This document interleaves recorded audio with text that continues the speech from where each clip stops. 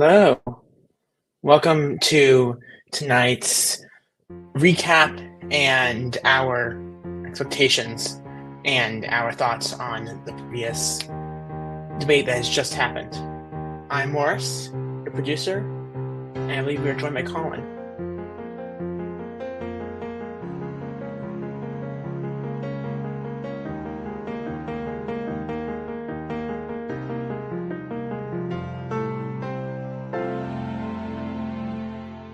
Yes, we are here. Morris, you can't forget about the intro music, can you? I'm sorry, but we have to get started. There's a lot to unpack. There really is a lot to unpack here. We're here, Colin, Morris here. This is C&C Live. We're going to be joined in just a minute by a special guest. Zack is also going to join us momentarily. Unfortunately, Charlie out sick today. Wish he could be here. We know he was watching the debate. Unfortunately, he can't really talk on a stream at the moment due to the nature of his sickness. But we are here. This is C&C Live after a wild last couple of hours watching a presidential debate in our first live stream here at C&C Talks since the Olympics. Thank you so much for joining us. A reminder, you can follow us on Twitter at CC Talks Podcast. You can visit our website, cctalks.com, to learn everything you need to know about the show. As well, you can just do all the usual to listen to the podcast right here on the C&C Talks YouTube channel, as well as Apple Podcasts, Spotify, anywhere else you listen to podcasts.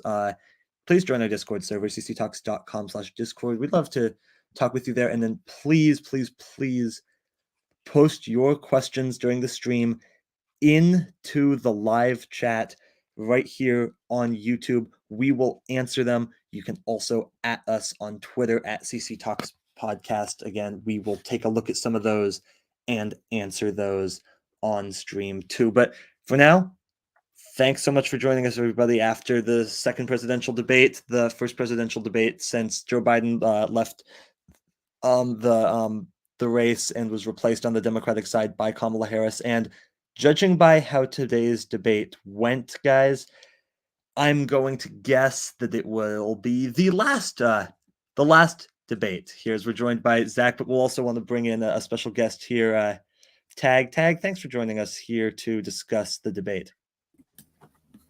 No problem. I couldn't watch the whole debate. I had some sports practice, but the parts I did see were pretty interesting overall.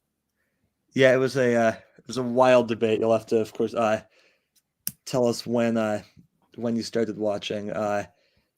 My God, this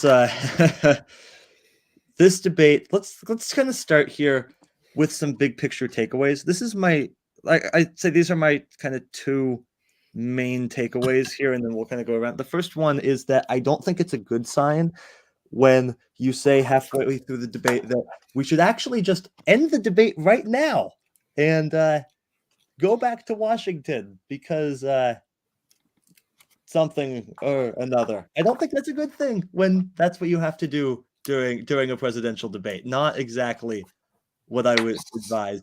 Sorry, I joined afterwards. Who said that? Who do you think said that?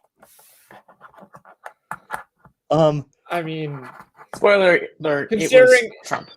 Yeah. Considering from what I saw, I noticed that he was a lot more in the conspiratorial. He said a lot more like conspiratorial statements during the debate. Very, very much so. I think my other. I noticed, like, for one, the one that stands out to me the most was that I think he claimed that President-elect or that President candidate Harris was quote unquote experimenting on or trying to turn immigrant kids trans or something like that. Which, you know, considering Trump's track record with immigrants and especially their children, I don't think he should probably be talking about that either. Yeah, so we'll get into or not either. He should be everything. Like, and I mean everything that was said here over the next hour or so here on C&C Live. My other kind of big takeaway here was I guess now we should all expect that the media will immediately call for Donald Trump to step out of the race the same way that they did with Biden back in the June debate, because this was many times worse than what Joe Biden did in June. Like I remember I went back this today I rewatched parts, not the entire thing, but parts of that June debate. It was painful to watch Biden. I can say though, this was worse what Donald Trump did today. I'm not so sure. Oh, by the way, I'm here, just so you know. Yep, Now, welcome. and I would say it's worse, but in a different way. That's sort of key. I think that Biden, in terms of like healthiness, both physically and I don't, of course, believe this, but to a lot of people, he appeared mentally unhealthy as well. I think in that way he appeared more unhealthy, I think, to some people. Who did? Biden or Trump? Biden did in the June debate rather than Trump in this debate. Although, like, just general policy wise and the content of what they were saying, Trump appeared way worse. And I'm not just saying that because of the actual sort of, if you can even call it policy points, You can't. he brought up. I'm not talking about just that, but just the pettiness of the comebacks this time were so it got actually like nauseating to watch him. It was just so egregious, like and it became clear just how petty it was, because one thing that I thought Harris did a great job of is just making him look like just a complete asshole. Like, and that's what this is correct. I do think I think like Biden, like there was obviously the problem with like he couldn't talk. He just couldn't talk. That's why I think it makes. Yeah. Sorry. With Trump though, it felt like it was very much a like thinking issue, whereas I didn't quite feel that way about Biden. But with Trump, it was like, oh my God, this dude's brain is mashed potatoes. Yeah, that's why I still think Biden was worse overall, because his optics were just, or his, I don't know if optics is the right word, but just like his presentation was so bad. Yeah, it was. I mean, he couldn't really defend. You couldn't really defend that. That's a good point, and I think that can kind of too feed into the topic tonight about the visuals of it all, because we remember Biden. He didn't look great. Whoever did his makeup failed pretty badly back in June. Absolutely. The person that did Trump's makeup today also failed pretty badly. Like he looked disheveled. I mean, and if we go back to pictures of him during the trials in New York, it looked like he just came from a courthouse. Yeah, no, I'd agree with that. And he looked like, it's not just that. It's like he could not look at Kamala Harris. No. He couldn't do it. He never once looked her way. I mean, he even had gray hair. He did a couple times, just very much in past, like he glanced over there very quickly, but he was. I mean, you could see his face, his resting face, throughout the debate, just get more and more angry. Like it was actually hilarious to watch. I'm sure all of you noticed it as well. He just got more and more. Like his resting face got more and more angry, and I would say scared as well. At the end of the debate, he was basically throwing a tantrum. He was, and I think what's interesting about that real quick is that I think that was very intentional by Kamala Harris. I think her entire plan was to kind of set him off and like make him fall into the trap, and it worked. Like the debate for the first few minutes was good. Rough. Like Harris came out strong, but it wasn't like, oh my God, she's just blowing him out of the water here. It was just she's putting together a really solid debate. And then she made the line about the crowd size. And from that point on, it was a blowout. I mean, it seems like her strategy was to keep talking and flaming a fire that is Trump. So he would derail the conversation and not talk about the question at hand, and she was able to continue talking about it, giving her actual responses and derailing Trump. Yeah. Tag, the other thing here is Trump somehow managed to end every single answer by talking about immigration. Yeah, I noticed that. Yeah, that was his only point. That was his only point. The entire thing. And she beat him on that topic too, though. Yeah. She beat him on every topic. Yeah, go ahead. So Tag. we've talked a lot. Oh, I never. Nothing. We've talked a lot about our immediate reactions. For anyone who may have not listened to the whole debate, let's give a little rundown, a recap of what was said. Yeah, a couple more just general reactions. Quickly, I did want to get back to the thing about, is the media going to call on Trump to drop out of the race tomorrow? No, of course they're not. But the point is that that's the thing. Should. That's the thing. No, go for it. Overall, I'm hesitant to say it's a complete blowout, just because Trump is just really good with numbers. It's really good for ratings. Yes. I mean, for one, I think he's a businessman, which obviously made him seem a lot more competent in the debate than what his words presented as. Like, not a good businessman, but he is one. Yeah. He's also an actor. Or at least he was an actor. That as well. So while he was definitely a lot more like conspiracy theory, he said a lot more like complete lies during the debate. He still kept a straight face for the most part. Yeah. Which which I think is one of the most important parts of the debate. That's what caused Biden to drop out, just because he was speaking gibberish half the time. Yeah. I will say one more thing on the media, which is I'm curious how you guys all thought that the moderators did moderating this debate. The two moderators today, David Muir of ABC's World News Tonight and Lindsay Davis, the Sunday host of World News Tonight and the host of ABC News Live Prime. Wondering how you guys thought they did moderating today's debate. I mean, I would say that they did really great. In fact, I would say this is maybe the best I've seen them do in a very long time. These moderators, Lindsay and I'm forgetting the names right now. Lindsay Davis and David Muir. Yeah, Lindsay Davis and David Muir. And I thought they did a great job. The fact checking was really good. It was in time.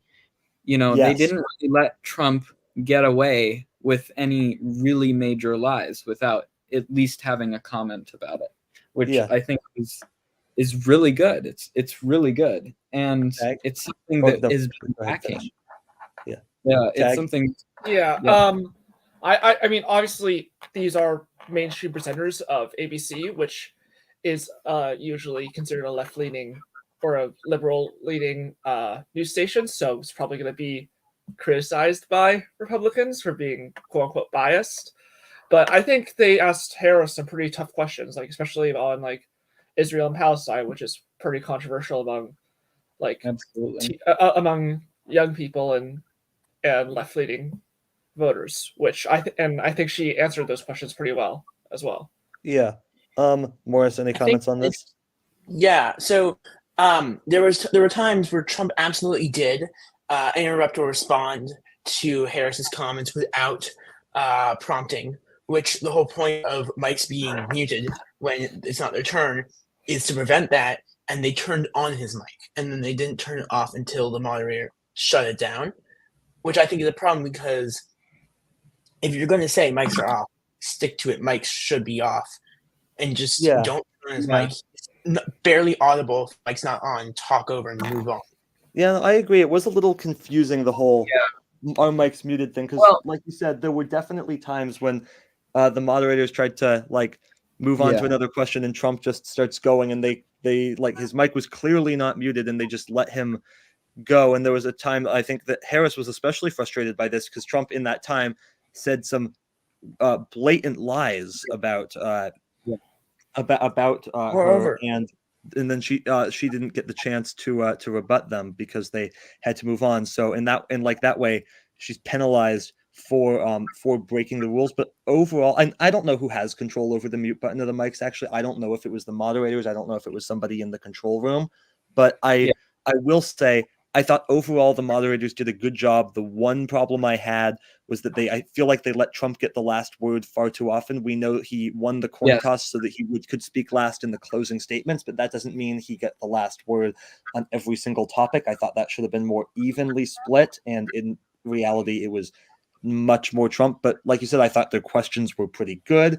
I thought that their fact checks were very good when they used them, and I think they used them a decent amount. I think overall a really good job by them. And you know who should be really, really embarrassed by their performance?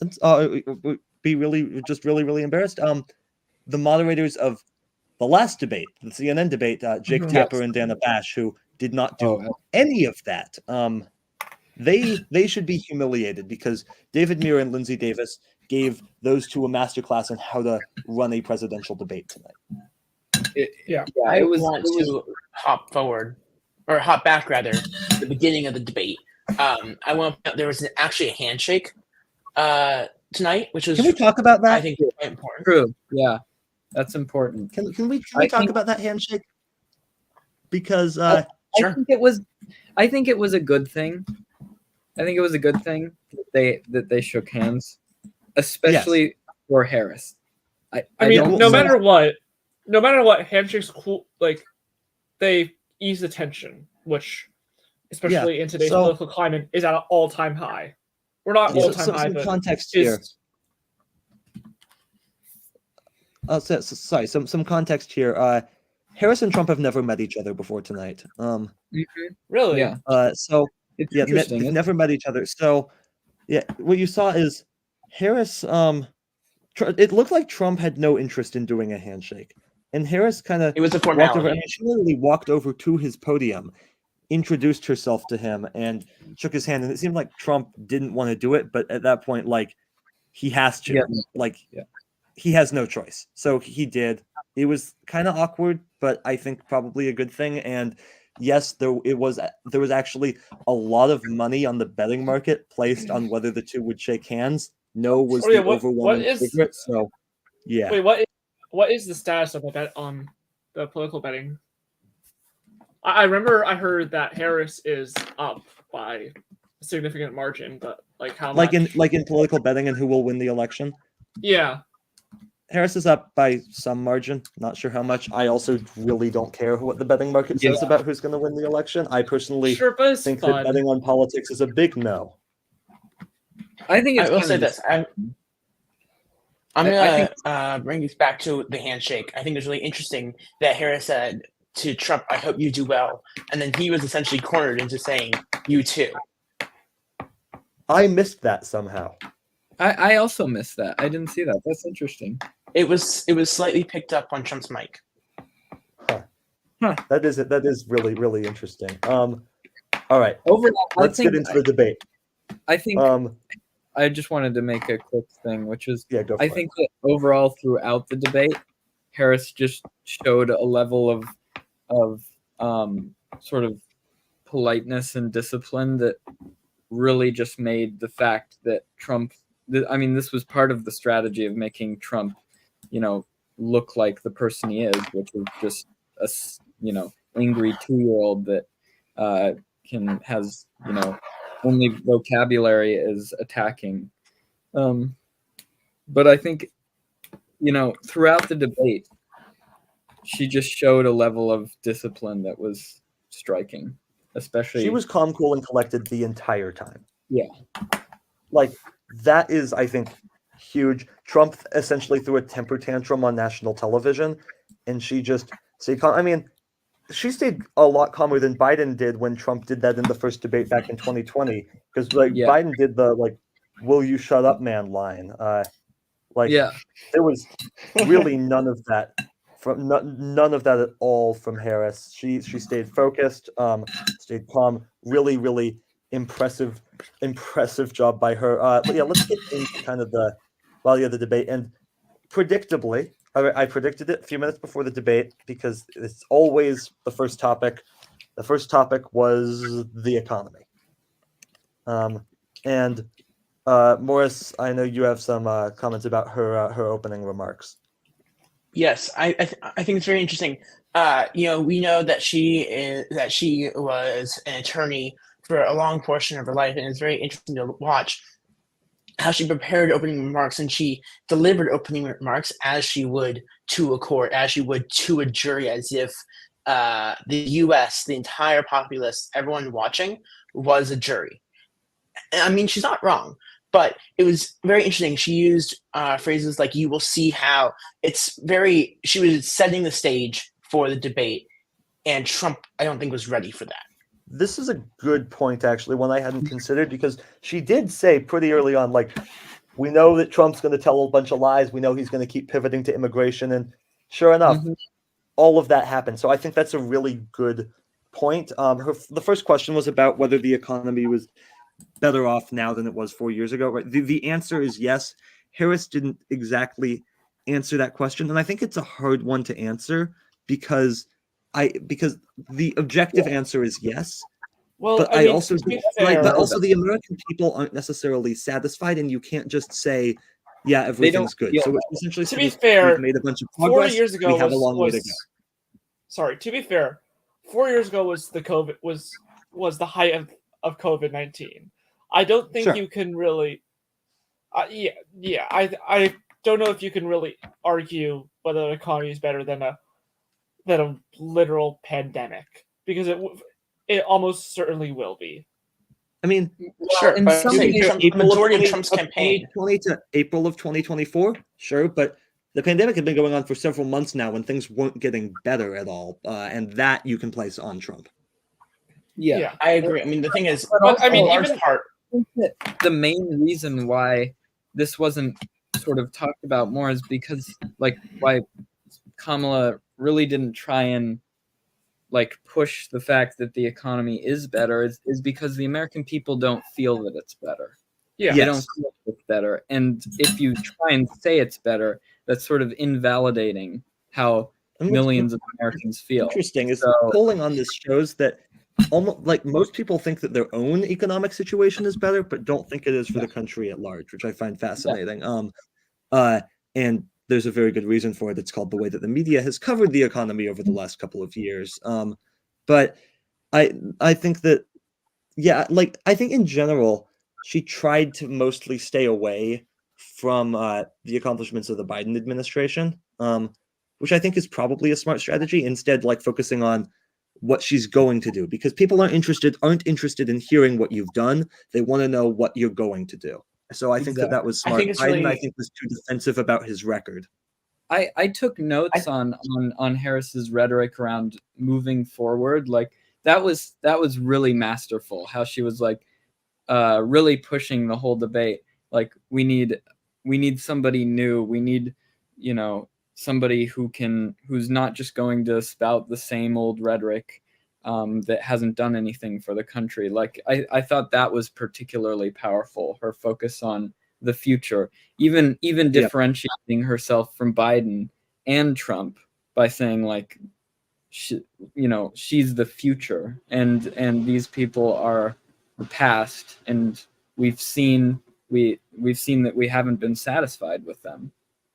Yeah, exactly. I think it's No, I interesting. think She focused entirely on what her plans are, and I think having a one-two sentences about what she has done with the Biden administration, how she's continuing that with her new plans, would have been better, because at least to me, she implied a lot that the economy isn't doing well, which it is. There just needs a lot of improvement that needs to be done. Sure, but at the same time, that's not what the American people want to hear. They don't want to hear, "Oh, things are going great." They want to hear, how are things going to get better? All right, we have to move on a little bit. I did think she talked in that opening statement about how she's passionate about small businesses. She hammered Trump on his plans for tax cuts for the wealthy while talking about her proposals for child tax credits. And then Trump starts immediately lying about his plan for tariffs. And this is something that I actually think the moderators could have done a lot better of a job on, is kind of just pointing out what tariffs are, because tariffs are not a tax on a foreign country. The people that pay for tariffs are the American people, right? Their prices get raised. The point of tariffs is to raise the prices so much for American consumers that they won't want to buy the product anymore, and therefore hurting the economy hurting of the other. hurting the economy in the other country. That's how tariffs are meant to work. They are supposed to have some sort of negative effect on the American people in order to hurt another country. Yeah. So Hopefully not as big. Yeah, but Trump's plan, right, is for the economy is to essentially replace all taxes with tariffs, which is essentially just a massive sales tax on the American people. And Harris pointed that out somewhat, but the moderators, I think, could have definitely fact-checked that like Trump just doesn't understand what tariffs are, and even if they had they could have just asked him, can you explain more what a tariff is? Yeah. Well, I do think though, like I didn't really, maybe I just didn't hear it, but I didn't really hear him say, I know he has said in the very recent past, things like he wants to tax other countries, which really he means tariffs, but he, doesn't know what tariffs are, and you can't tax other countries. That's ridiculous. But I didn't hear him actually say anything like that specifically in the debate. So I mean, I wouldn't have really seen a place exactly for that question, because you can't just, if he doesn't say something like that, I feel like but he did. This was at the beginning. He said, what did he? He said that tariffs, like he's going to tax the other countries, that the other countries are going to pay for it. Oh, I missed that piece. Tag, any comments on this part of the debate? Tag? You still with us, Tag? Hello? Oh, yeah. Sorry. We can hear you. I mean, I obviously didn't have time to watch it, but I mean, especially I think it's worth mentioning that that tariffs don't necessarily. I mean, I think they harm the middle class, the working class, more than the rich, right? Sales tax overall causes poor people to pay more, since they have to pay more to actually live a fulfilling life, right? For example, in Washington State, which has one of the highest sales tax in the country, I mean, it also has a lot of wealthy people in it, like let's say Bill Gates, Jeff Bezos until recently, a lot of Microsoft and Amazon people live in this state because for better and just the average income is way higher in Washington than most of the country. And Starbucks. Starbucks isn't often thought about in this regard, but Starbucks is massive, and they're also benefiting from this. We're gonna have to move a little bit faster to talk about everything. Sorry. But this is still very early on in the debate. This was an area that I thought Kamala Harris did a phenomenal job, pretty immediately tying Trump to Project 2025. What was funny is when she initially did this, Trump kind of nodded along, but then when he got the chance to talk, he said he claims he had nothing to do with it, and he's never read it, and he doesn't want to read it. And dude, you didn't have to explain that you don't want to read something. We got that part. We know we understood that part. He also he said in this part that everybody knows what he's going to do. That everyone knows his plans. No, we don't. In fact, one of the things that the Trump administration the first time around was most known for was how impulsive it is. And so I think that in that regard, that's just a lot. He also said that he did a great job with the pandemic. Yikes. That was laughable. Guys, we have some breaking news right here on the C&C Talks live stream. Kamala Harris has scored a major endorsement. Who? Taylor Swift has endorsed Kamala Harris for president of the United States. Yes. I mean, I'm not surprised that personally she supports Kamala Harris, but Do you have the? to give I will, a in fact, public I will is a big I will deal. I will read this statement to you from Taylor Swift that she just posted to Instagram. You said, quote, "Like many of you, I watched the debate tonight. If you haven't already, now is a great time to do your research on the issues at hand and the stances these candidates take on the topics that matter to you the most. As a voter, I make sure to watch and read everything I can about their proposed policies and plans for this country. Recently, I was made aware that AI of me falsely endorsing Donald Trump's presidential run was posted to his site. It really conjured up my fears around AI and the dangers of spreading misinformation. It brought me to the conclusion that I need to be very transparent about my actual plans for this election as a voter. The simplest way to combat misinformation is with the truth. I will be casting my vote for Kamala Harris and Tim Walz in the 2024 presidential election. I'm voting for Kamala Harris because she fights for the rights and causes I believe need a warrior to champion them. I think she is steady-handed. I think she is a steady-handed, gifted leader, and I believe we can accomplish so much more in this country if we are led by calm and not chaos. I was so heartened and impressed by her selection of running mate Tim Walz, who has been standing up for LGBTQ rights, IVF, and the woman's rights to her own body for decades.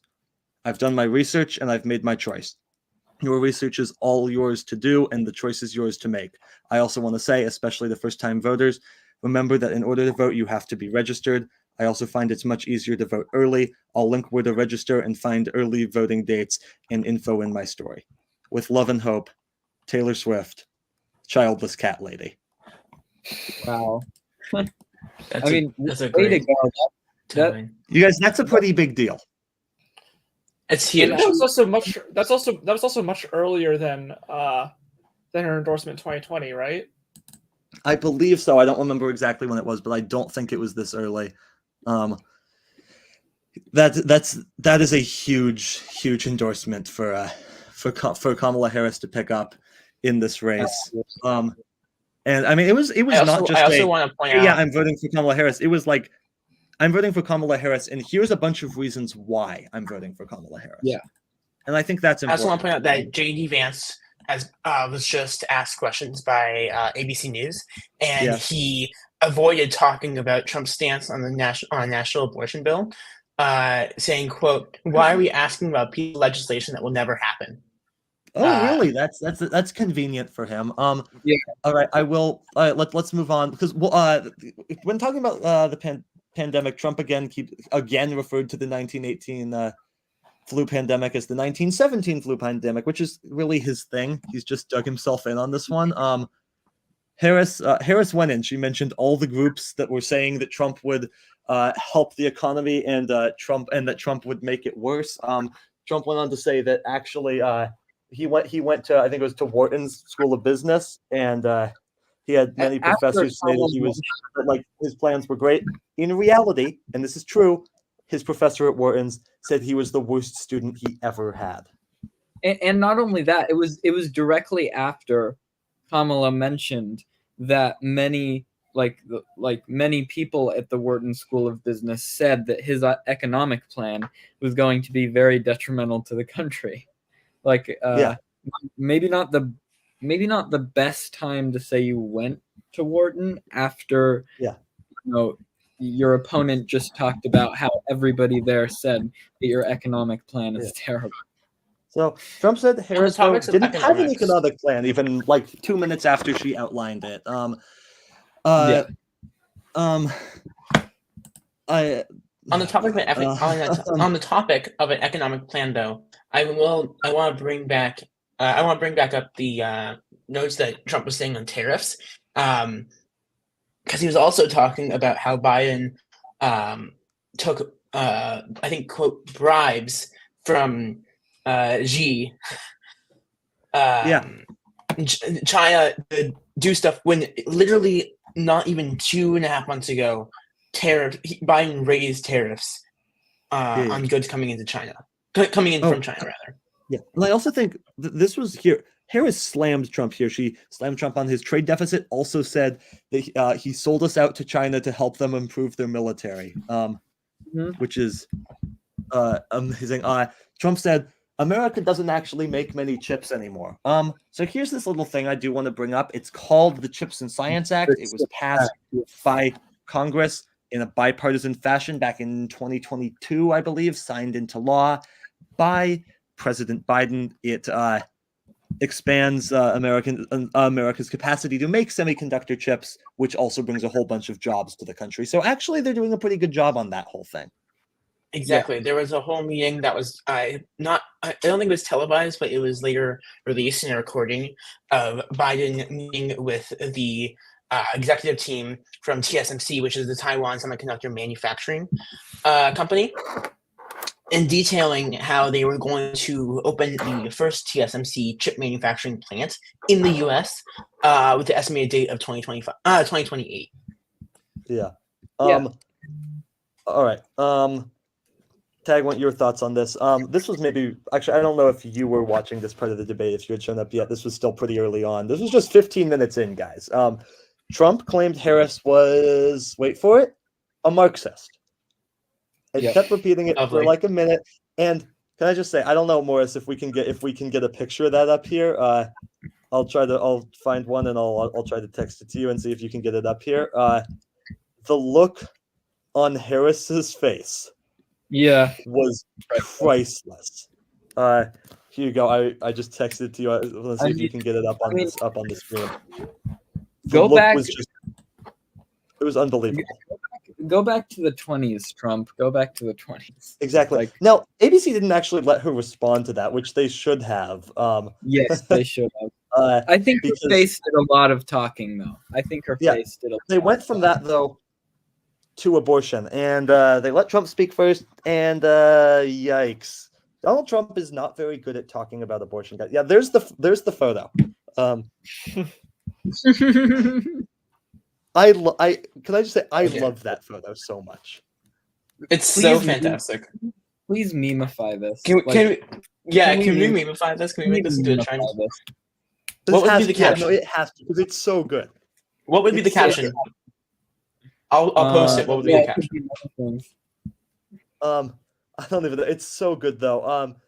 From the Trump talking about abortion. He said that there's abortion up until birth up in the ninth month, which happens occasionally, usually for emergency reasons. It's not very common. He also said that there's abortion after birth. There's execution.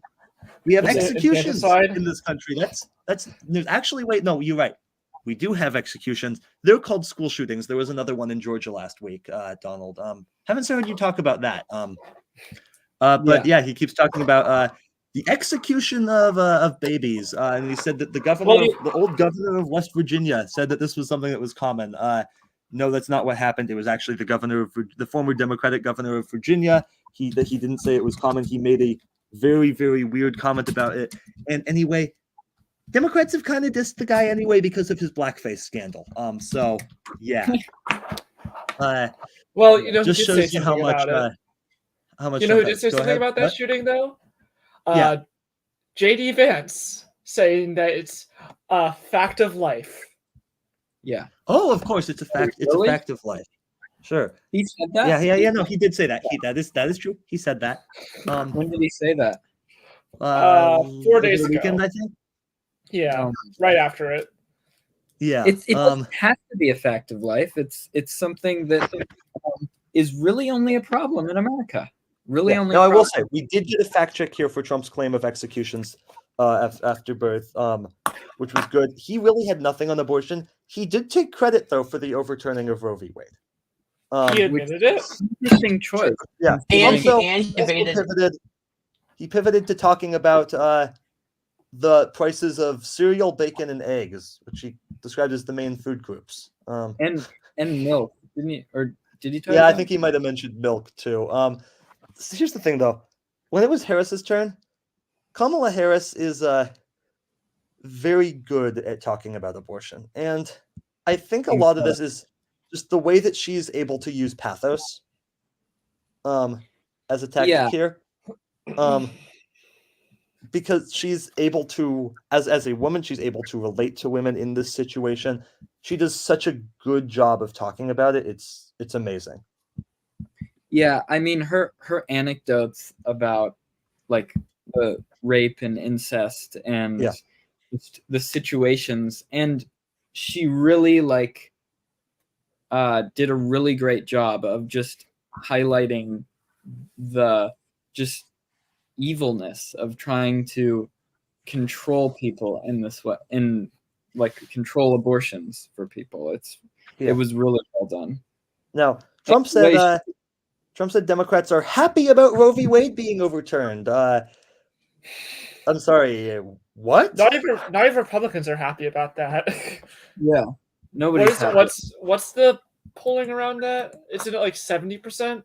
It's Roe v. Wade is very, very popular. It's I'm just going to go out on a limb here and say that Democrats aren't happy about Roe v. Wade being overturned. Maybe that's just me, but that's kind of my feeling on this one. I mean, here's the thing, though. Trump's strategy is always fake it till you make it.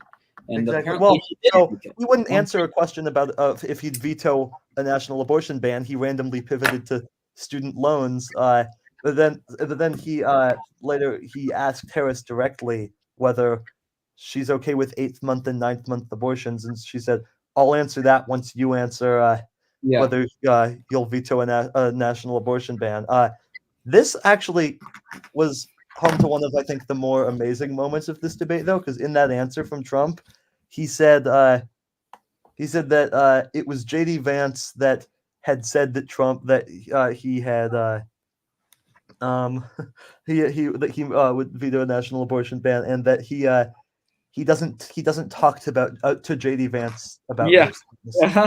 Yeah, that was hilarious. Like, I mean, if you needed another reason not to vote for Trump, I mean, in which I definitely don't, and I don't think anybody here does. I don't think most people do.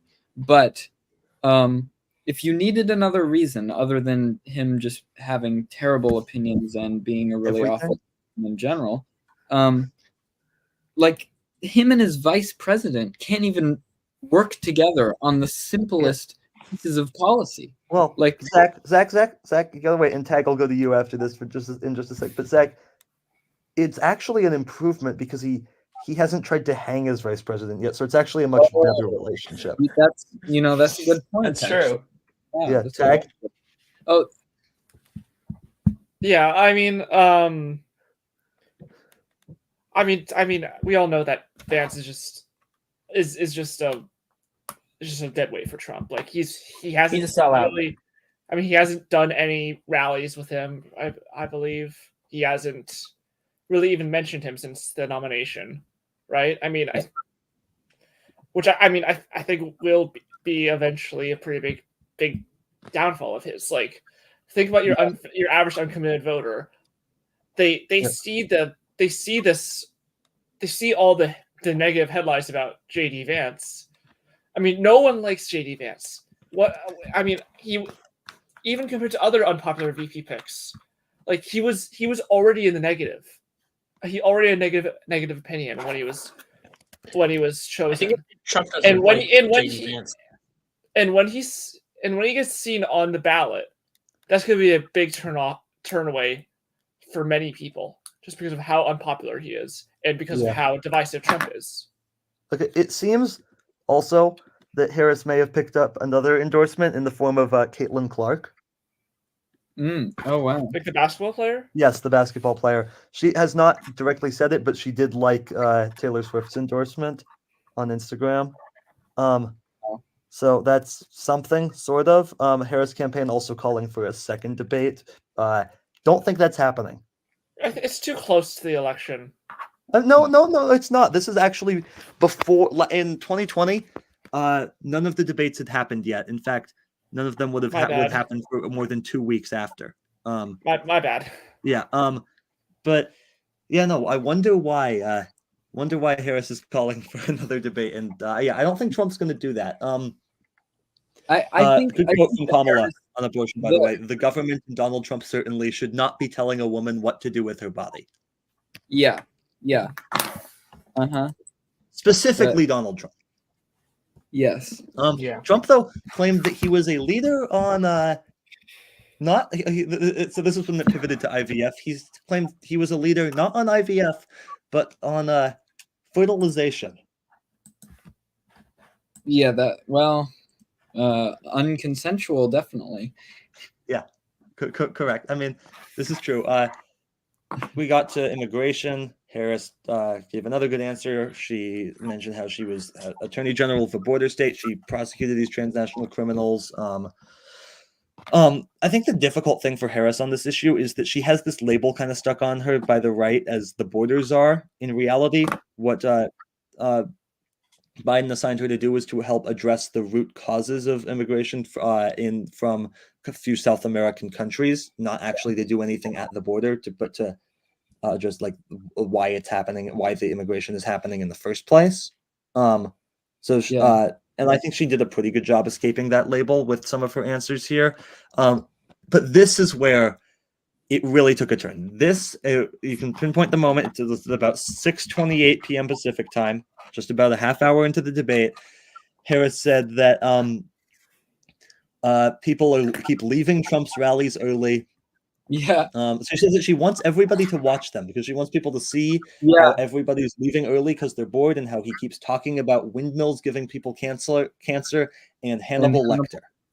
Yeah. As somebody who watches Trump rallies on the regular, first of all, I need a life. Second of all, this is stuff he actually talks about. Yeah, it's insane. People talked about how Biden lost his mind, but Biden never went to his rallies talking about how Hannibal Lecter, a fake person, the late great Hannibal Lecter. Yeah, the late great Hannibal Lecter, a fictional person, a fictional serial is a good guy. A fictional serial. He referred to him as a real person, and he also referred to him as a good guy, being a fictional serial. Mm-hmm. I wanted to quickly mention back to some of the Republican points that normally are big in debates that really just, Trump could not attack Kamala on. Can we just quickly talk about like the 2-second thing that was the gun piece of this debate? I mean, Kamala just shut this down immediately. Did you see this part when Trump he said something like he reiterated the Republican rhetoric recently of, they want to take away all your guns, and Kamala just completely shut this down immediately by saying, myself and Tim Walz are both gun owners. We don't want to take away your guns. And like Trump didn't mention it for the rest of the debate. Like that was the end of that. Correct. That was a great moment. And it's interesting because I just wanted to quickly say it's interesting because normally guns, at least for the previous debates, recent debates, have been like a very main topic, and it really wasn't this time around. It was moderators didn't really ask about it. You'd think that they might after the school shooting. They didn't, which kind of disappointed me. Don't get me wrong. Harris, I believe, still supports an assault weapons ban, but that doesn't mean she's coming for all your guns. No. And like, why do you need an assault weapon out of all the guns is my question. Like, why do you need that gun? Yeah. A handgun is perfectly fine. Yeah. Although we might want to stop talking about this because YouTube. Yeah. This is where at this point, this is where the debate went off the rails after the Hannibal Lecter comments from Harris, after pointing out that Trump was talking about Hannibal Lecter. Trump was so mad. He started talking. He fell for the bait. He focused on how no one leaves his crowds early. That's not true. People do. And then he was like, people don't leave Kamala's crowds early because she doesn't get any. Actually, she does. They're very large. They're actually larger than his, believe it or not. And then he goes on to repeat the racist conspiracy theory that Haitian immigrants in Springfield, Ohio, are eating cats. Yeah, this is a conspiracy theory that's really come up in the last few days, and it's so racist, and it's not true. It's just false.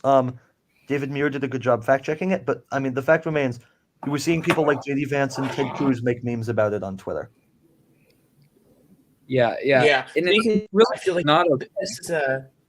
this feels the like an accurate representation of what Trump did tonight. No. Honestly, like this meme format, it's Trump kind of stumbled over himself and got confused of what he was talking about. He was just an endless record on repeat. Yeah. Quickly, I wanted to go back to what you were talking about, Colin, of the whole eating cats thing, immigrants eating cats thing. That's just ridiculous. Like this is not only just wrong, it's dangerous, and it's not okay. This type of rhetoric is really not okay, and this is the type of rhetoric that incites violence. Like this it's the type of rhetoric that gets people killed. It has gotten people killed before. This is actually once Charlie is healthy enough and we record this week's episode of the podcast. This is actually what we're going to be leading with this week. Is the rhetoric not just about this, but about the Holocaust denialism going on the right with Tucker Carlson, that sort of stuff. That's what we're going to lead with this week because it's such an important topic. And this is the type of rhetoric that was happening against, Asian Americans during the whole COVID thing that caused so many acts of Asian violence against Asian Americans. And it's really just disgusting. It's something that the Republicans do a lot. And, and it's killed so many people. I just think of, I wrote a paper on this, but, the shooters on, it's posted those on 8chan, the synagogue shooters, the Buffalo shooter. The Buffalo shooter, all those shooters. This is the type of rhetoric that they spout after they do the shooting. Mostly before they do the shooting, actually. Well, and after, because normally most of them don't live much longer after. But yeah. Yeah. That was not intended as a joke. And then after a shooting, Republicans tend to spout about how it's a mental health crisis. Yeah. Only when it's a white person doing the shooting. If it's anyone else, all of a sudden, it's just those black people that are no good for our country. It's just those immigrants that came into the country and are destroying our way of life. Like, you always know that it was a white person that did the shooting when they start talking about mental health, because that's the only time. If it's a white, straight, cis man. Tag, any comments on this? Yeah. I mean, not really. I guess it's just one of many. It's just one of many conspiracy theories that Trump pushed during this debate. Yeah. I mean, you're forgetting one key piece, Colin. When it's a white male, it's also, of course, the fatherlessness crisis. The most I forgot about the fatherlessness crisis. The fatherlessness crisis. So Harris responded. I have an interesting question. A good response to this eating the cats thing. She said, talk about extreme and then giggled. And that Trump was absolutely that was enraging him inside. Harris then she went even deeper. She talked about the endorsements that she got from all the people on the right, all the Dick Cheneys of the world, the Liz Cheneys of the world, and then all the people that worked in the Trump administration that have said Donald Trump is unfit for office. I think there's over 40 of them, and this got Trump 140 so much. He said he fires the people that speak out against him. I mean, no, you fire them before they speak out against you. It's still not normal, though, to have that many people who worked for you speak out against you. It's not normal. I'm sorry. Also, I mean, No, go ahead. Adding salt to the wound. I feel like one of Trump's most one of Trump's biggest reactions was when Kamala said 81 million people fired Trump, which I'll get to that in a minute because that line is amazing. We will get to that line. most of her points were, or most of her like talking was overall really good. I mean, she's a I prosecutor. gotta for say, goodness sake. I found it hilarious that Trump mentioned the stuff happening in Springfield, and very, very quickly, I can't remember which moderator said it, but one of them said that they contacted the Yes. Yeah, it wasn't happening, and Trump was just like, "Well, I've seen it on the television." Yeah. Another Where, one, Fox just News? real quick, also in reference to the cabinet secretary speaking out against Trump. Trump said he said and then one of them goes and writes a book about me, and then another one writes a book, and another one writes a book. They're not like flattering books. No, they're not. They're not flattering books. They're not. They're about how terrible you were as a boss, how you threw ketchup bottles across the room, those type of, how you threw tantrums in the middle of the White House. Yeah. He claimed also that Kamala's rallies, the people there were paid to attend them. I mean, the one thing we know is that the day Trump rolled out his 2016 campaign back in 2015, the famous moment where he came down the escalator. The one thing we know about this is that the person that at the time was Trump's campaign manager, Corey Lewandowski, who, by the way, is still rumored to be having an affair with Governor Kristi Noem, the one that shoots the dog. But anyway, apart from that side note, that Corey Lewandowski went out on the street and paid people to come into Trump Tower to be there and wave Trump signs. That's hilarious. He literally, this is what he does. He accuses people of the things. And another example of this was when he accused Biden of, going around to countries and basically trying to help his rounding people up, his own business and his own wealth grow by going to other countries. Like that's what Trump was outed for multiple times during his presidency. And he's here saying, Biden was paid, what did he say, $3 million by the mayor of Moscow or whatever, with no evidence to back it up. Yeah. I also want to point out on a similar train of thought that I can't remember who he was quoting, but he was quoting something about how all these foreign countries, China, Russia, I'm blanking on another, but they were afraid of Trump. That was North Korea. This is coming from North Korea. This is the guy who endorsed Putin. Yeah. We're talking about. I mean, we'll get to the war stuff very soon because, hopefully soon. It's coming up. We're at the place in the debate where he started really arguing with the moderators, and at that point I was like, it's a wrap, guys. Like, at this point, the only thing I was wondering is he going to try to leave during the first commercial break? And that would have been hilarious. It would have been hilarious.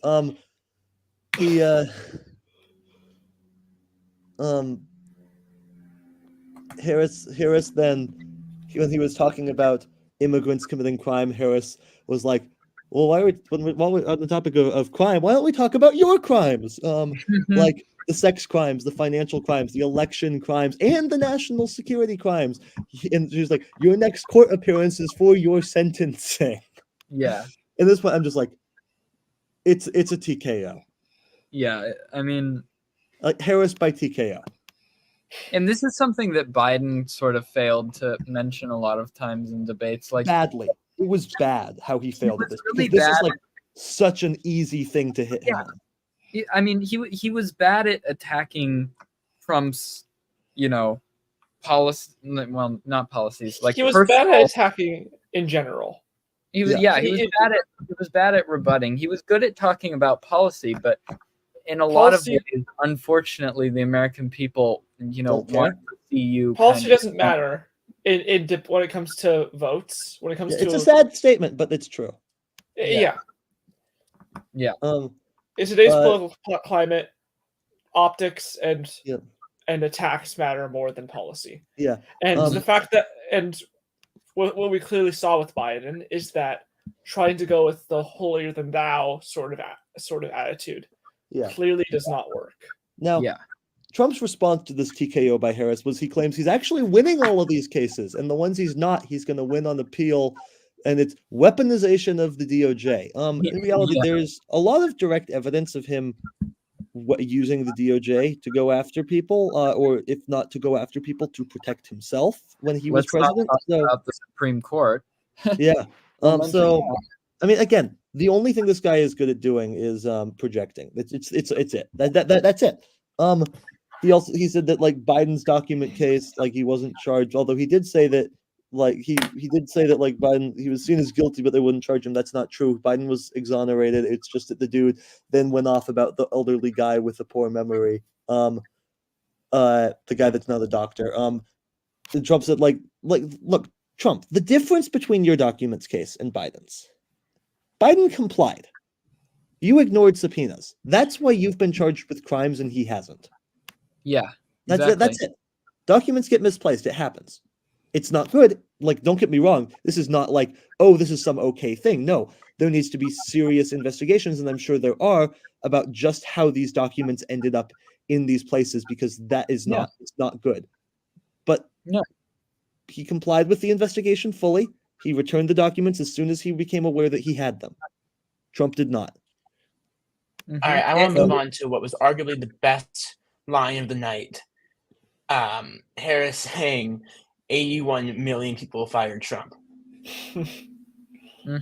This line was, I don't know if it was the best line, but it was the most pivotal line. Morris, can we wait to get there until we get there chronologically? Because I'm just trying to follow along in my notes here. Sure. Yeah, sorry. And I can't find that because my notes are extensive. If you're wondering what my notes are, during debates, the C&C check his tweets doubles as my notes. Everything that you see typed out during this debate on the C&C Talks Twitter feed, those are my notes. Yeah. Sure, you can find it on Twitter at C&C Talks Podcast. What? Yeah, you can find us on Twitter at C&C Talks Podcast. Also, again, we'd love to see more comments. If you're not going to call us a liar in the chat, otherwise you're going to be banned. Or just say Trump 2024 like one person did. I mean, if you'd like to expand on that and say why? Yes. Say what about today's debate convinced you? We'd love to hear it. We really would. We're open to hearing that. We will discuss that on the stream if you can actually provide us some good reason why what Trump did today was worthy of him being elected to the White House. And again, I don't think debates actually matter that much in the grand scheme of things, but get to that. It's mostly for swing voters. Harris hit Trump with saying correctly calling that Trump called for the termination of the Constitution, which was a good part of the debate. Trump said that type of rhetoric is what caused him to take a bullet from his ear. I'm sorry. To the head. To the head. It was a Republican. It was a Republican that shot him. Also, he also said the head. Yeah, he also said. You're right. He did say the head. Take a bullet. I mean, technically, anatomically, the ear is part of his head. Well, we don't actually even know. I mean, maybe there's new stuff now, but we don't actually even know if it was the bullet or a piece of glass. I think we do know that it was the bullet, but I'm not positive. I mean, at this point, it doesn't matter. There was still an assassination attempt on a presidential candidate. Sure, like no one's arguing it's good. I wouldn't call that taking a bullet, though. No, I still wouldn't. It doesn't matter. It doesn't matter. He barely took it. He barely took a bullet at all. Harris also, this is when she made it clear, because she went on about the whole changing her positions on stuff. They asked her about that. It's clear that her team had really prepared her for this, anticipated these questions. She made it clear that why she won't ban fracking, even though that was her position back in 2019. Yeah. Exactly what made her position on that change. I mean, it looks like she came in very prepared. Meanwhile, Trump was claiming crime is way up, even though it is not. It's actually at a 50-year low. Yeah. And this is a stat I remember from Trump's presidency. Didn't we have the highest homicide rate across the country under Trump's presidency? I want to say that's a real stat, but possibly. Don't quote us on that. Yeah, I'm checking. We care about providing you accurate facts. We can't be positive of this one. So it's possible, but we can't be sure. I'm checking it right now. Yeah, we believe in fact checking. Yeah. Trump said that. Harris baited him again into talking about how Trump inherited a bunch of wealth, and Trump was like, no, I actually inherited very little from my father, but I built it into like a big company. No, you didn't. You were given a lot, and you built it into 6 bankruptcies, 7 bankruptcies. I don't know what the number was. It was a lot of bankruptcies, more bankruptcies than most people get. Some might say a historic amount of bankruptcies. In fact, I heard nobody does bankruptcies like Donald Trump. That's an amazing quote.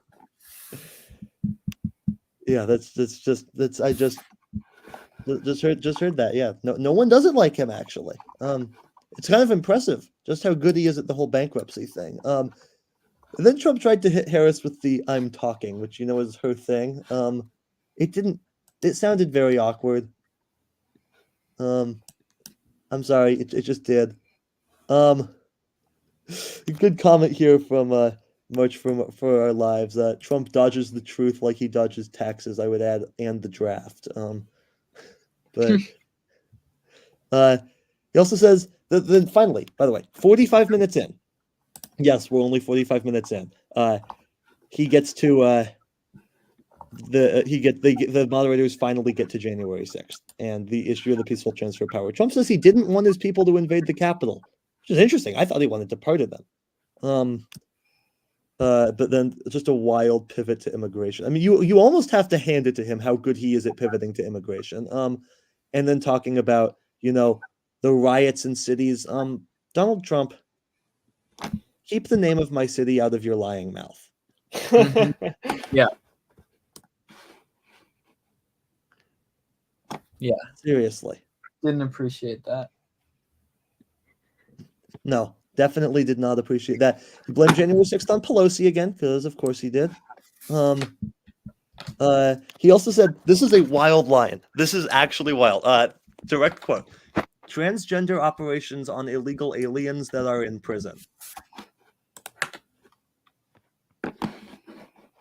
What? Oh yeah. That heck was absolutely insane. is that? I mean, I mentioned it earlier, but I said, he should definitely not be talking about anything having to do with like immigrants, especially immigrant children, considering his track record with separating families. Exactly. But seriously, I mean, it feels like he just hit on all of the Republican talking points. Transgender operations on illegal aliens that are in prison. Like, what is that? It's, you know what it is? Not happening. It's something that does not happen. Maybe he should have done actual debate prep with, people that aren't Matt Gaetz. Just a thought. Harris, though, she took the time. She reminded people of the pattern of Trump inciting white supremacist violence, right? Charlottesville, for example. The Proud Boys, stand back and stand by. I mean, this was masterful by Kamala Harris. Can I just say that? It was masterful. And then this is my Trump also said the only role he played on January 6th was, to paraphrase here, inciting the mob. Essentially, he said riling them up. You really can't make this stuff up. Jack Smith is listening, guys. He also, again, this is where he suggested that because Harris was doing such a terrible job, we should end the debate and she should go back to Washington and actually get some stuff done. Yeah. Oh, by the way, I have some stats from Axios on the homicide rate. I believe it was not the highest. It was definitely not the highest homicide rate ever. That was in the 90s I believe in the 90s, maybe the 80s. Actually, it looks like it was around 1980 was the highest homicide rate. Yeah, but there was, I believe, the highest rise in homicide rate under that makes sense. And it was pretty stark if you look at the graphs, and that's from Axios. So yeah. All right, moving on. So yeah, I said he suggested that we end the debate. He then was asked to acknowledge that he lost because last week he said he lost by a whisker. So they asked, "Are you admitting that you lost?" And he was like, "I never said that." He said it was a sarcastic comment, I believe. Yeah, which is dumb. Yeah, it's not. He said he just completely felt because he won't admit it unless he accidentally admits it. I mean, it was constant lies. This whole debate, it was constant lies. I don't think there was one. And like I saw a comment too that was like, if they had Without asked him what's your favorite color, you would have said illegal aliens are pouring in from the border. Exactly. Yeah. He only had like 2 talking points. Yeah. By the way, do you know who his fact check source was at one point during the debate? Who? Sean Hannity. Yeah. I heard that. I was like, oh yeah, because Sean Hannity, Trusted, well known as a very trustworthy person. Yeah. By the way, just like real quick, going back to the whole refusing to acknowledge laws, when he said it was a sarcastic comment, David Muir, the moderator, and said like, I listened to that. I didn't detect the sarcasm, which is just it's great, man. It's so fun when Trump self-destructs the way that he did tonight, because it's absolutely what Harris was aiming for, and she achieved it masterfully. Can we talk about the hilarious quote on kind of a less serious note of Kamala's long pause after saying this, long pause, former president. Yes. Oh, yes. This. Yeah, herself. I don't even remember what he was ranting about at the moment. Yeah. But she was just like this. It looked like she was going to say something that was like former president. Yeah. But then, no, we finally get. I guess Morris is not here at the moment, but we finally got to his favorite part of the night. What Harris said was that Trump was fired by 81 million people, and that Trump is having a tough time processing that. Also, that world leaders are laughing at Donald Trump. Fact check. Literally true. UN General Assembly, they literally laughed at him, but figuratively also laughing at him. Also talked about Trump's temperament. And this Trump's was great. response. Next part. What? Or were you going to mention how she mentioned that maybe Trump just is confused and just doesn't have basically implied the same things that the whole media was attacking Biden for. Yeah. And so Trump responds to this by the world leaders laughing at him. He responds by praising, wait for it, Viktor Orban, calling him one of the most respected leaders and a strong man. Yeah, that's what we want, a strong man. Ooh, yeah, nothing dictatorial about that. Yeah. Also very popular in Hungary, right? Yeah, very popular. Very popular. I'm sure if you look at the official approval rate, and election results, you'll see that he probably won by 99% of the vote or something. Not 99, but he has eroded democracy in Hungary. Yes, correct. Then we got to Israel Palestine. Harris essentially gave the same answer that she gave at the that she talked about in her speech at the DNC. She called for a 2-state solution, said we need the ceasefire and the hostages out, says that Israel has the right to defend itself, but how it does so matters. This has been a really difficult topic for Democrats to answer because of just the fragility of their coalition. But this is probably as good as you could answer a question like that. I thought she did it really, really well. I was really impressed, actually. I think it's maybe the best take on this situation that I've heard from any politician. Yes. Most politicians, I feel like, I go too far on one side. And in my opinion, similarly to Kamala Harris, I think that, you can't blame Israel for going after a terrorist organization that committed a serious atrocity against their people. I mean, if you're gonna go after that, then you might as well go after the U.S. as well. Yeah. Or any other country for that matter. Yeah. Harris, do you think it is also worth? I'm sorry, go for it, Tag. I do think it is also worth mentioning, like, the extent of how many people have died in Gaza, though. Like, I was gonna say that it's also not okay how far Israel has gone. It's their they are not sticking to paying off the terrorists. They are killing people who don't deserve to die. Exactly. And didn't have any part in the attack. Yeah. Trump then I honestly do not know what he said about Israel and Gaza because it was word salad. Harris hit Trump for his love of dictators, which was good. Well, for one, then Trump was like, actually, Putin meant it when he said he hopes Harris wins. No, he did not. He's actually, it was just revealed this week his government is actually paying a bunch of right-wing people to spread their talking points, including pro-Trump talking points. So, yeah.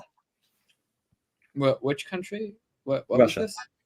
Oh, Russia. Yeah. Oh, wow. He said he didn't lose the last election. He did. Yeah, he did. Bill Ackman, God, this guy. He said he asked midway through the debate, why do the moderators only fact check Trump and not Harris? I actually have a pretty good idea on this one. And that's not to say that Harris didn't say anything that. Misleading claims. She did say a couple slip-ups. Yeah, no, sure, but overall, she was factual, and Trump was living on Earth like 4. Yeah, like I mean, it's not even Earth 2. The percentage of lies. Let's take it this way. Let's look at the percentage of lies that were fact-checked that Trump made, and then the percentage of lies that were fact-checked that Kamala Harris made. Well, technically, Harris didn't have any lies fact-checked, so technically more would be bigger percentage than would be for Trump. I thought that a couple of times that they mentioned something. Maybe. It was, I don't know. But the point is that, I mean, Trump, pretty much everything he said was a lie. So guys, I have a quote from Donald Trump after the debate. What is it? It was the best debate personally I've ever had. Good for him then. Just good for him. I actually don't know how to respond to that. Like, for the future of American democracy, I think so. I really do. I think so, but not for you personally. Yeah, not for you, not for your political career. Yeah, this was a great quote by Harris, by the way. World leaders manipulate you with flattery and favors. You are a disgrace.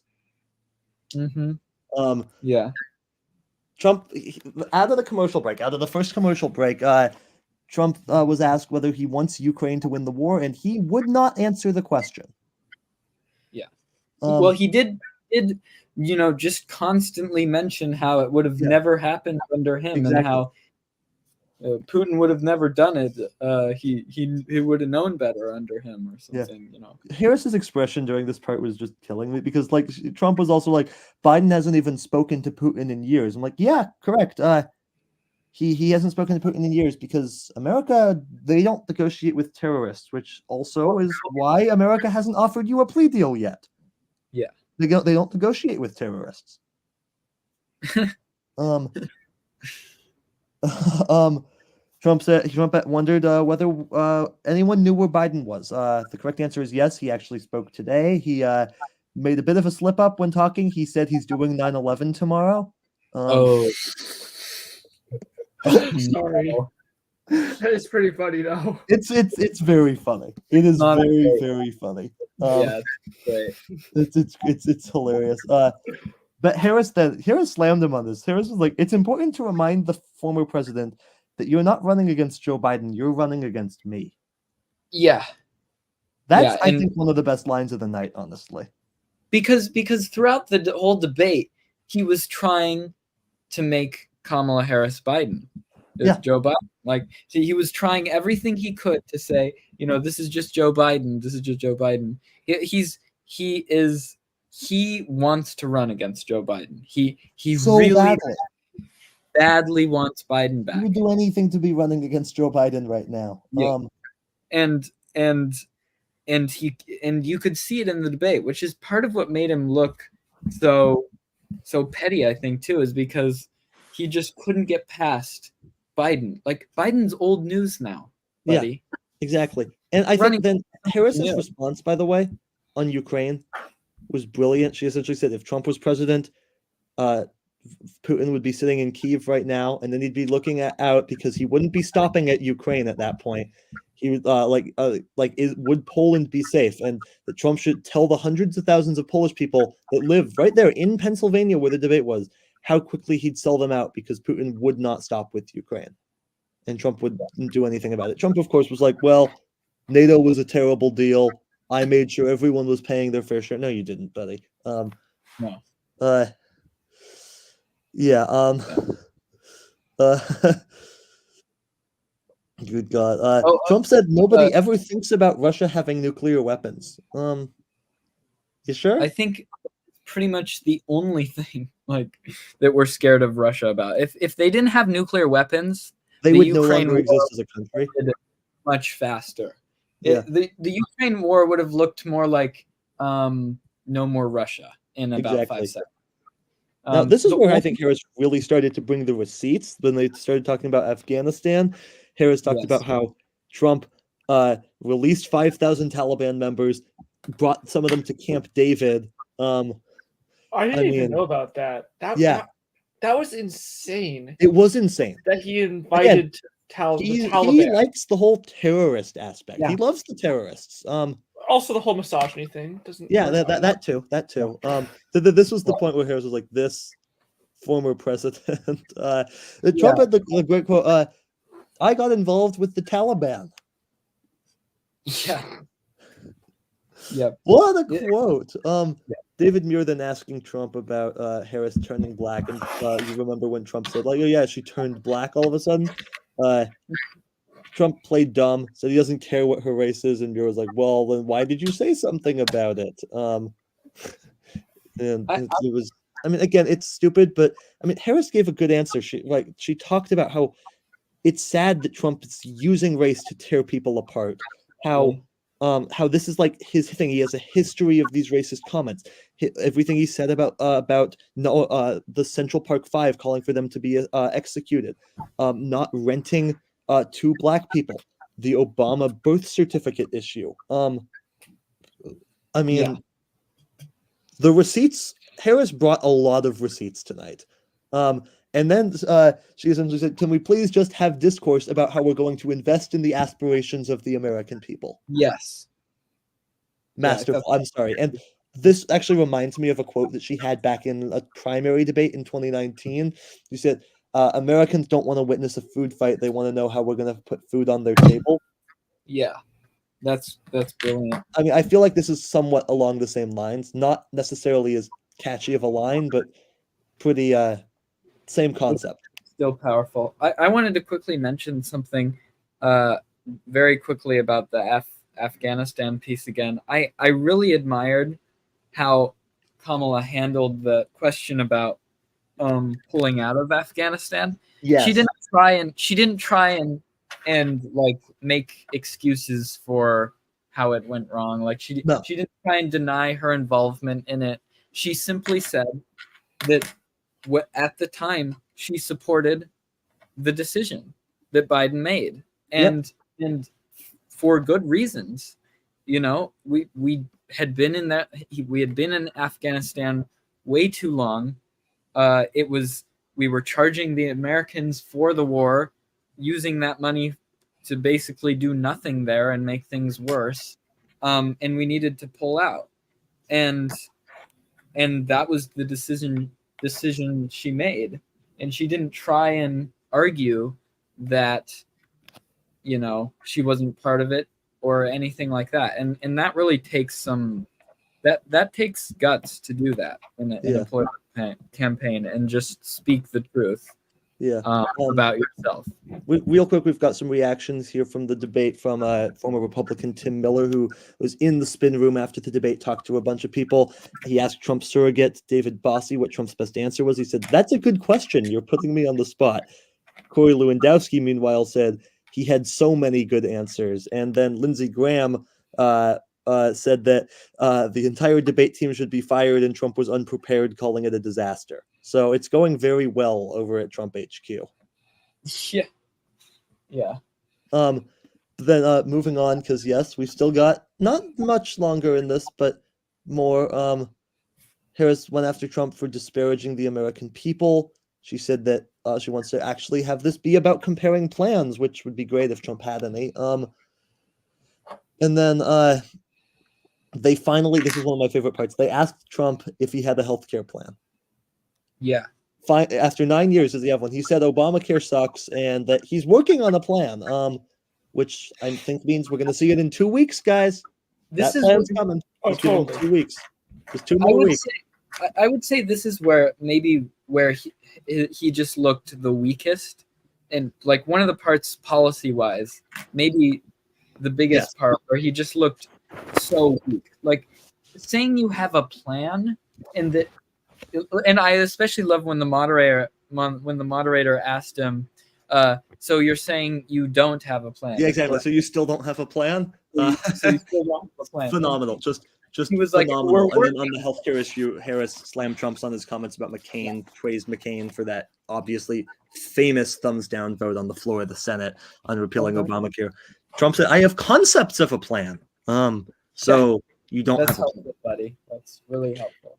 Thanks. Very, very I mean, he's not completely wrong because on one side, technically he can't implement the plan, but concepting of a plan is not convincing or enticing or confident to voters. Well, sure, the but point- like the moderator also said, like, so yes or no, you still don't have a plan. And he's like, well, I'm not president right now. Neither is Harris, but she just articulated her healthcare plan as well as all the rest of her plans. You don't have any. You don't wait to the presidency to start making your policies. I mean, for some of them, of course, you test them out. You might be surprised by what works and what doesn't, because that's just the nature of the presidency. Exactly. Sometimes things aren't viable, but you should know what you want to do before, or else what are you telling the American people? Like, what are the American people supposed to vote on if you're not going to tell them what you're going to do? Yeah. An hour and a half, and we got some talk about climate change, not much, but Harris did a pretty good job coming together green energy, her support from unions, and her support of American manufacturing, which are obviously extremely related. So good there. And then Trump went to, wait for it, attacking Hunter Biden. Oh, Of course. I Tag, your reaction to this? I mean, like Zach, I've only seen a couple clips. I didn't watch too much of the debate, but it was already off topic when Biden was running. Yeah, exactly. It's such old news. News. Yeah, and finally, I think back in June, I said at this point, mercifully, at this point, I didn't want this one to end. It was too good. It was closing statements. Harris went first. She said she'll be the president that puts the people first, regardless of party. And she said it's a battle of moving the country forwards versus moving the country backwards, and we are not going back. Mm-hmm. Right? Yeah. So obviously, probably an extremely crafted closing statement, like well in advance, but still very good. Trump's last word was uninspiring. He wondered why Harris hadn't done any of the things she had proposed yet. Also said, we're a failing nation. We're a nation in serious decline. We're a nation being laughed at, and we'll get into nuclear war with Harris. Yeah, it was honestly, it was the saddest attempt at fear-mongering I've ever seen from him. He was just spouting everything he could possibly think of to make the American people scared. And everything. It was like there was no solutions. There was no talk of anything else except how doomed the country is. Like, sad as it was, all you have to say. I do have one more thing here, which is something that I did flag during the debate that I really wanted to mention. Trump says that there's bad people working on both the Democratic and Republican sides, but Republicans get rid of them. So no. They defect. Well, yeah. So no, here's the thing about them getting rid of them. Actually, you seem to get rid of the only okay ones, and I'm barely okay. Like Dick Cheney, I don't think counts as okay, but he's no longer okay with your party because how insane you are. Because your party, Is like a cult. you're exactly that. Like your party's losing all these people. And as for the people you do get rid of, sure, you get rid of a lot. So all that you're left with is people like you, Stephen Miller, and Rudy Giuliani, and the company like that. The Matt Gaetzes and Marjorie Taylor Greenes and Lauren Boeberts of the world. So I don't think you've gotten rid of your bad people. Meanwhile, on the Democratic side, when there's bad people, and believe me, they exist in the forms of Anthony Weiner and Bob Menendez. And you know what Democrats do? They get rid of them very, very quickly because they don't want people like that in their party. They don't want them representing them as a party. That, I think, speaks to just a huge difference between the Democratic Party and the Republican Party.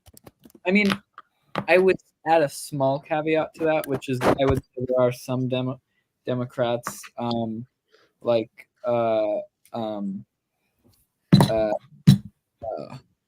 there are some Democrats, especially in the House right now, that have said some very radical things. Sure. And things that are, kind of, I would say, disgraceful, supporting terrorism, especially around Israel, Palestine. That's more complicated, but I would say that in a lot of cases, those people shouldn't be part of the Democratic Party. Yeah. That's kind of the debate. Any final thoughts on the debate? I guess I can go. I'll say this was a bloodbath. I've said this before, but I'll say it again, especially now. If Kamala Harris does not win this election, I am convinced that there is nothing any Democrat could have done to possibly win this election. Yes. I'm going to make one final comment about delivery around both parties. I think Harris treated this like a court case in which the entire U.S. population is the jury, and Trump treated this like a campaign rally. He did. That's actually a great way of putting it. He absolutely treated it like a campaign rally, and he sounded, as someone who's seen his campaign rallies, he sounded just as unhinged, if not more so, during his campaign rallies. And I say more so because, he had to respond to all these things, or he felt like he had to respond to all these things to preserve his dignity, and Harris was just going at him. It was masterful work by her, and he self-destructed in real time. You could see it on the stage, just how seemingly annoyed, angry, all of it he was during that entire time. He was practically screaming the entire time. This was awful from him. In fact, this was an embarrassment. And frankly, it's embarrassing that we have somebody like this in this country. This is absurd. Yeah, it's embarrassing that he's the primary for the Republican Party. Yeah. Tag. Can I quickly? I don't think it's as big of a sweep as you think it is, just because overall, while he was pretty red during the debate, he still kept it pretty. He still sort of kept it together overall. I mean, As for what as far as him not saying the N-word, which there was a moment there that I thought he was going to. Pretty low. I mean, I would have been surprised if he would have gone that far. But I think it, that's the thing. I think other things will be more drastic, will be more impactful, such as the fact that Taylor Swift just endorsed. Yeah, I'm surprised that he didn't drop it. Which I think that was also kind of that was obviously a draft. She was obviously trying to play it safe. Sure, but still, but it's still impactful. I mean, the way the momentum swung in the couple weeks leading up to the convention, and then we saw the convention, and the energy in the convention, and that obviously pushed things even further in her direction. And then it felt like things kind of slowed down a little bit. Not that she was losing support, but there wasn't this huge ongoing surge in her support, which makes sense. There wasn't just constant new news about her campaign. Oh, she's the candidate now. She's getting all these endorsements. She's picked this running mate who seems super awesome. She's at the convention. A whole bunch of awesome stuff happens at the convention, right? They kind of stalled out. And then after tonight, I mean, upwards trajectory. And then from there, the debate, I don't know how much debates matter in the end. Precedent says not a ton, except for the one in June, which forced Biden out of the race. And then obviously everything that's happened just in the couple hours now since the debate, I mean, the trajectory is very much up. Yeah. I mean, the whole process has been a domino effect of support, just one thing after another.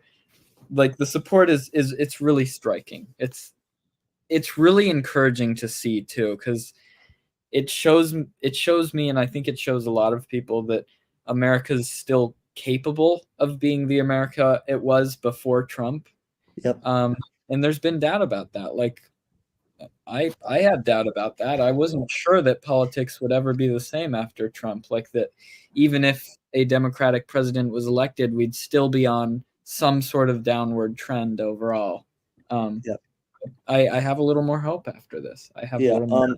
I think, unless we have anything else, I think each of us should give our own version of our closing statements on this. I guess I can go first. All right, go ahead. I was talking to Michigan House Rep Jamie Churches earlier tonight, and I asked her if she thought Roe v. Wade would come up, and if Harris is elected, there's any path to it being returned to a federal decision. And she was saying she's hopeful. She doesn't like to be hopeful because there's a lot of possibilities.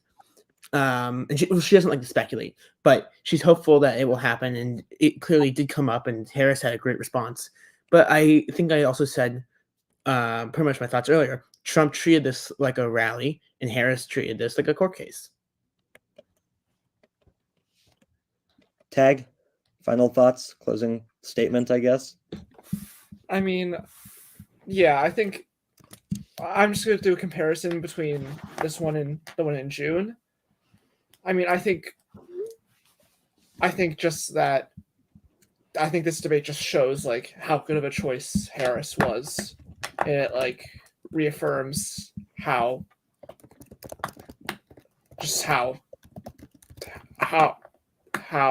I think how either closer in some cases, or how much of a land, or like, I'm not gonna say landslide, but like I think it gives a serious advantage towards the Democrats in this election. Zach? Yeah, I think I agree with pretty much everything that was said, and I think this was really a refreshing thing to watch, especially after American politics for the last like 5 or really 8 years. For the last 8 years, American politics, I feel like, has been lacking people with real integrity and just really incredible ability to unite. And that's nothing against Biden, but I think that I'm more and more coming to the realization that he just didn't. I don't think he had the speaking skills necessary to really unite the country in a way that I think Kamala Harris can. And I really think this was a crushing moment for Trump. I might actually disagree with you slightly, Tag. I think that, I mean, just because the Biden's performance in the last debate completely crushed his campaign, I think there's still a little bit of that power. And I think that for the very few undecided voters, this is a big deal. I mean, when this circulates around social media, it's going to be a thing. And not only that, even if it doesn't bring more support to Kamala Harris in the actual election, I think it was really just a show of what the Democratic Party can do now, and what it can be under Kamala Harris. Overall, I loved watching it. It was great. Like you said, Colin, I wanted it to go on for longer so I could see the Trump be destroyed over and over again. But of course, it had to end at some point. Well, Harris has asked Trump to do a second debate, and he hasn't responded or commented. So we'll see what happens. It will not happen. To watch one. Trust me, that's not happening. It won't happen. I mean, unless he, I mean, he may want to propose that like Fox. Harris. I mean, Harris isn't going to accept that. Or maybe she will. Although I don't see why. I think that'd be too. Apparently, Fox Apparently, Fox said they both did well. So funny. Wait, that's so funny. Oh God. Oh, I guess like closing statement here. 56 days, guys. That's where we're at right now. 56 days till election day, and we're almost certainly going to see a rise in the polls for Kamala Harris today, or after today, for at least the next few days. But these rises don't necessarily last. It's a small bump that ends up getting corrected, I guess. But I mean, the fact of the matter is, this election's not over. This election is still very close. This debate somehow, this debate did not end the election as much as it should have, right? If what Trump did today was enough to end his electoral chances, then I mean the stuff that he has done over the last couple of years should have been, or even just since 2016, should have been enough to end his electoral chances, right? When he mocked the reporter, when he mocked the disabled reporter in 2015, that should have been it. When after the Access Hollywood tapes came out, that should have been it, and yet people still vote for him. This thing is not over. We've still got a long way to go, which is hard to say because I am tired of this. I want it to be over. I want to be sitting on my couch watching election results. I want it to be November 5th already. And also, I also kind of never want that day to come because it's terrifying, but it's even more terrifying waiting in some ways. So, I mean, today, obviously, a huge step for Harris. Trump looked awful, but the point is, this thing is not over. That's going to do it. As we get closer and on election day, we will be live covering stuff on Twitter. Yeah, and we will announce further plans for our coverage surrounding election day in the future. Tag, thanks so much for coming on. This is this live edition of the C&C Talks podcast. No problem. But for now, that's for us.